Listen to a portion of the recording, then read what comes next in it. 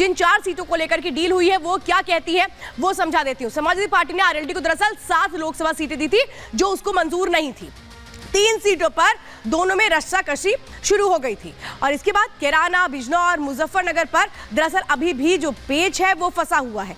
Samajwadi symbol RLD चाहती है लेकिन नेता इसे एक तरह से अपनाना नहीं चाहते थे। आरएलडी ने सीटें बढ़ाने की बात रखी थी जिसे नहीं माना गया था समाजवादी पार्टी की ओर से और इसीलिए जो राहें हैं ये अलग हो गई। लेकिन छोटे चौधरी का ये खेल क्या है, कैसे उन्होंने बीजेपी के साथ जाने की अपनी ये जो स्ट्रैटेजी है इससे प्लान किया है, ये चलिए जरा मैं आपको समझा देती हूँ। ये देखिए, ये है प्लान छोटे चौधरी का जो बीजेपी के साथ वो खेलने जा रहे हैं मिलकर के। जयंत चौधरी को बीजेपी ने दरअसल 4 सीटों का ऑफर कर दिया जिसमें कैराना है, बागपत है, आप देख रहे हैं मुजफ्फरनगर है और इसी के साथ अमरोहा भी है। ये सीटें ऑफर की गई हैं जयंत चौधरी को। जयंत चौधरी बीजेपी से हालांकि ये कह रहे हैं कि 7 सीटें वो मांग रहे हैं और इन 7 सीटों में कैराना, मुजफ्फरनगर, मेरठ ये सीटें शामिल हैं। इसी के साथ बागपत है, हाथरस है, बिजनौर है और मथुरा भी शामिल है। चूंकि बागपत वो सीट है जो उनकी परंपरागत सीट है जिससे उनके पिता भी चुनाव लड़ते आ रहे थे। लेकिन क्या बीजेपी इस फॉर्मूले पर आगे बढ़ेगी? अब मैं आपको बताती हूँ कि वो सबसे महत्वपूर्ण जो सीट है जिसको लेकर के पेच फंसा हुआ है वो कौन सी सीट है। ये 7 सीटें तो मांग ली गई जयंत चौधरी की ओर से, देखना है कि उनको 4 सीटें मिलती हैं या इससे ज्यादा मिलती हैं। लेकिन अब मैं जरा आपको एक और दिलचस्प आंकड़ा बताने जा रही हूं कि आखिर ये जो पेच है ये फंसता कैसे है। अंदाजा लगाइए कि आखिर मुजफ्फरनगर की वो जो सीट है सबसे हॉट सीट है जिसको बीजेपी अपने पास रखना चाहती है। यही सीट है जिसको लेकर पेच फंसा है, जिसको जयंत चौधरी भी चाहते हैं कि अपने खेमे में ले लें, क्योंकि इसमें संजीव बालियान जो है वो बीजेपी के बड़े जाट नेता है, सबसे बड़े जाट नेता जो यहाँ पर होल्ड अपना रखते हैं। संजीव बालियान को हटाने की कोई भी प्लानिंग बीजेपी की नहीं है, क्योंकि अगर संजीव बालियान को हटाते हैं तब ये सीट आरएलडी खेमे में जाएगी, लेकिन ऐसा होने वाला नहीं है। बीजेपी इसी के साथ मथुरा की सीट भी अपने साथ रखना चाहती है, लेकिन उस सीट पर भी दावेदारी किसने ठोकी है? आरएलडी ने।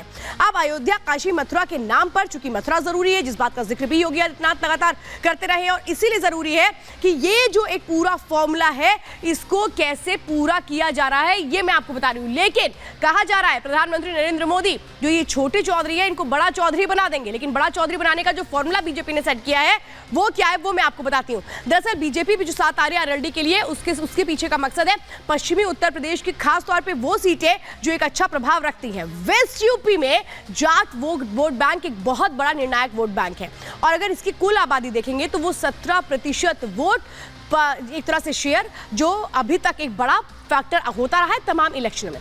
लोकसभा में अगर खास तौर पे देखेंगे तो 18 ऐसी जाट सीटें हैं पश्चिमी उत्तर प्रदेश की जो सीधे सीधे असर डालती हैं और इसी को साधने की कोशिश है। अब मैं आपको बताती हूँ, आप सोच रहे होंगे कि भाई आरएलडी जो 2019 में भी कोई अच्छा प्रदर्शन नहीं कर पाई, आरएलडी की जो सीटें हैं वो घटी थी, यहाँ तक कि अजीत चौधरी जो थे वो अपनी सीट को नहीं बचा पाए थे बागपत की, तो फिर इस बार बीजेपी उनके साथ क्यों आ रही है? जरा ये भी मैं अब आपको समझा देती हूँ कि बीजेपी को आरएलडी क्यों पसंद आ रही है। जयंत चौधरी दरअसल जाट समुदाय के एक अच्छे नेता हैं और अगर वो कहते हैं कि किसके पक्ष में वोट करना है तो उसके पक्ष में वोटिंग होती है, ऐसा माना जाता है।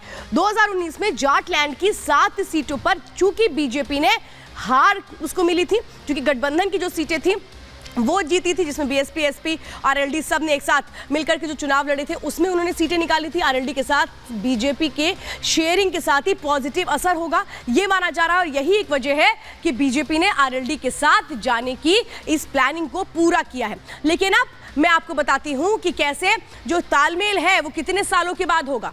15 सालों के बाद ये तालमेल होगा, यानी 15 सालों के बाद कैसे जो राहें हैं एक साथ आगे बढ़ेंगी। 15 साल बाद बीजेपी से तालमेल हो सकता है ये माना जा रहा है। लोकसभा चुनाव 2009 में दोनों ने साथ मिलकर के चुनाव लड़ा था, उस वक्त अजीत सिंह हुआ करते थे, उन्होंने साथ मिलकर के चुनाव लड़ा। 2014 में आरएलडी 8 में से एक भी सीट पर जीत दर्ज नहीं कर पाई।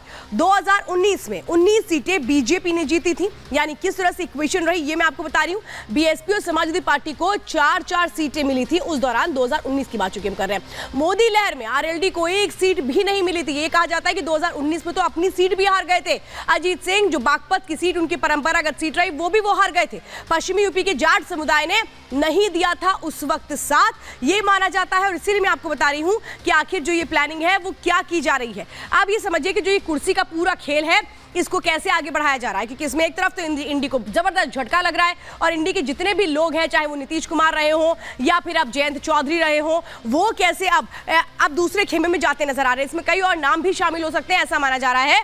अब ये समझिए क्या कुछ इसके जरिए होने वाला है। सुलझे जयंत चौधरी और इनकी जो समीकरण है वो क्या कुछ है।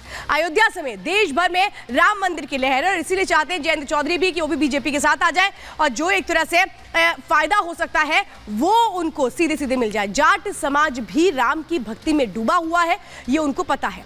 एसपी बीएसपी गठबंधन में एक सीट भी इनको नसीब नहीं हुई, ये भी इनको पता है। समाजवादी पार्टी के साथ गठबंधन में जीत की संभावना बहुत कम है, क्योंकि समाजवादी पार्टी तो इनको कम सीटें दे रही है, कह रही कि 7 सीटें हम नहीं देंगे। लेकिन अब आपको आज की एक और तस्वीर में दिखा देती हूं। नीतीश कुमार जो प्रधानमंत्री नरेंद्र मोदी से मिलने के लिए पहुंचे थे, सोचिए नीतीश कुमार जो बीजेपी का हिस्सा हो चुके हैं, नीतीश कुमार जो गठबंधन के तहत अब बीजेपी के साथ अपनी राहों को पूरा कर रहे हैं। देखिए ये प्रधानमंत्री नरेंद्र मोदी के साथ मुलाकात है नीतीश कुमार की। ये वही नीतीश कुमार है जो एक वक्त में खुद को प्रधानमंत्री उम्मीदवार के तौर पर देखा करते थे, लेकिन ये राजनीति है जिसमें ये कहे कि कब किस करवट ये विचार बदल जाए उसको कहना ही क्या। ये देखिए किस तरह से मुलाकात हो रही है, तस्वीरें आप देख रहे हो। अब नीतीश कुमार ने इस मुलाकात के बाद कहा भी कि अब मैं कहीं जाने वाला नहीं हूं।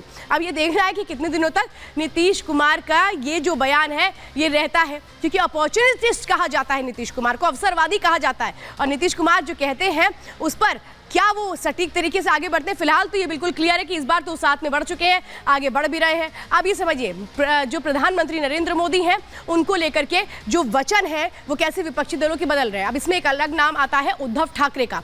हम कभी भी मोदी जी के दुश्मन नहीं थे, उनको याद आ रहा है कि यही वक्त है जो ये बातें कह दो। अब क्या ये भी कोई गुंजाइश तलाश रहे हैं, देखना ये भी है। आज भी हम आपके दुश्मन नहीं है, वो ये कह रहे नहीं भाई हम तो दोस्त हैं, हमें क्यों दुश्मन मान लिया गया है, हम आपके साथ थे, शिवसेना आपके साथ थी। अब वो शिवसेना कौन सी शिवसेना, जो इनकी वाली शिवसेना, इसकी बात कर रहे हैं, क्योंकि शिवसेना तो अब इनकी रही नहीं है। तो अब ये देखिए कैसे हृदय परिवर्तन हो रहा है। और हृदय परिवर्तन क्या इसीलिए हो रहा है क्योंकि ये वक्त की जरूरत है और इनको पता है कि इंडी गठबंधन में तो किसी का भला होने वाला नहीं है।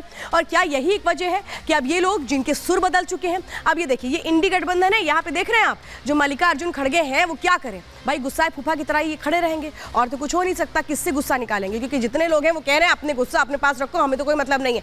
देखिए ममता बनर्जी जो पश्चिम बंगाल में साफ तौर पे कह चुकी हैं कि भाई हम तो अकेले चुनाव लड़ेंगे। अब नीतीश कुमार, अभी आपने मुलाकात देखी प्रधानमंत्री नरेंद्र मोदी के साथ। अब ये केजरीवाल है, केजरीवाल को भी ऐसा लग रहा है कि सीट शेयरिंग का फॉर्मूला बन नहीं पाएगा। और ये देखिए अखिलेश यादव और जयंत चौधरी जो पहले से ही एक तरह से कहे कि सीट शेयरिंग का फॉर्मूला तय नहीं कर पाए। जयंत चौधरी तो माना जा रहा है कि अब सीधे सीधे आ चुके हैं, आने वाले हैं बीजेपी के साथ। अब अकेले कौन बचा, मल्लिकार्जुन खड़गे।